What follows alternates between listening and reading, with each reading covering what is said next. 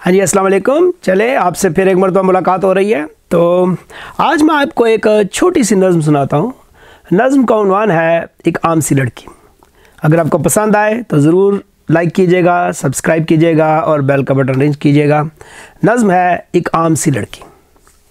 एक आम सी लड़की ने उन आम सी आँखों से कुछ आम सी बातों से, एक आम सी लड़की ने उन आम सी आंखों से कुछ आम सी बातों से क्या कुछ ना बदल डाला, क्या कुछ ना बदल डाला। वो सारी होशमंदी, वो सारी होशियारी, वो अपना रख रखाव, वो अपनी वज़ादारी, वो अपनी होशमंदी, वो सारी होशमंदी, वो सारी होशियारी, वो अपना रख रखाव, वो अपनी वज़ादारी, वो ज़िंदगी में हरदम सूदो ज़िया का खटका, वो ज़िंदगी में हरदम सूदो ज़िया का खटका, हर बात में हमेशा सारे जहां का खटका, हर बात में हमेशा सारे जहां का खटका। वो अपनी बेनियाजी, वो शौक सी तबीयत, वो अपनी बेनियाजी, वो शौक सी तबीयत, वो आशिकी से वहशत, वो आशिकों से उल्फत, वो आशिकी से वहशत, वो आशिकों से उल्फत।